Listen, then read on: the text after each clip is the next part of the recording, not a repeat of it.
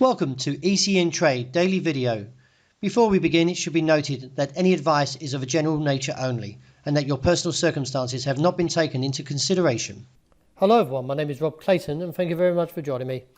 The Australian dollar once again struggled at the top side above 73 cents and it took another stab, posted a long-legged doji and plummeted heavily from 73.44, which was the overnight high. Now from the rejection and now playing to a slightly bearish stance into the European session where the RSI and the MACD married up, looks towards the bottom side of this range. What triggered the slide was the unemployment rate dropping from previous month of above 7% to 6.8, which is pretty much a respectable number in terms of the condition that we're in the environment that we're in at the moment.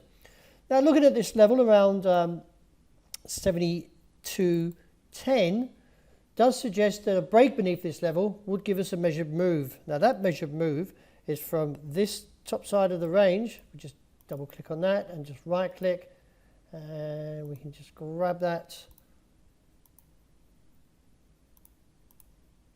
Let me just redo that again for you. So we just grab it, this gravestone, measure move down, double click. So a break of 72.10 gives us an objective around 70 cents, with the immediate target seen at 71.30.45, which is just underneath here. Nevertheless, we need to wait for the break first before any initial call to the downside. As recently seen, this trend line is held very respectably, and we should be a little bit cautious as we get closer to this region, just in case we get a rejection like last time and we see a rebound. However, the market is set up in a prime position to take the challenge to 72.10, and let's see if the market can break it and head on lower. With the US Federal Reserve rate decision on hold as widely expected, the US dollar strengthened, and from that we can see that the market took a stab at this 117.15 level in the euro. Not broken because we need to see a close underneath this level, but the way the pattern is holding at the moment, it is quite possible, and also with the US dollar strengthening, therefore a close under 117.50 will give us a move to 116 with an objective of 115.5. Any advances sees a resistance still around 119 figure 25 area. We're getting very, very close to the downside target of 104. We got the break of 105.20 overnight, and now looking for a further slide as yen strengthens. The ADX is trending.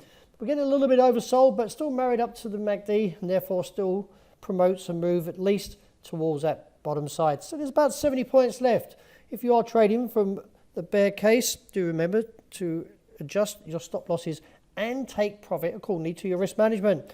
Because previously when we challenged this level of 104, we got a very, very strong rally, as you can see here on this bullish outside range day.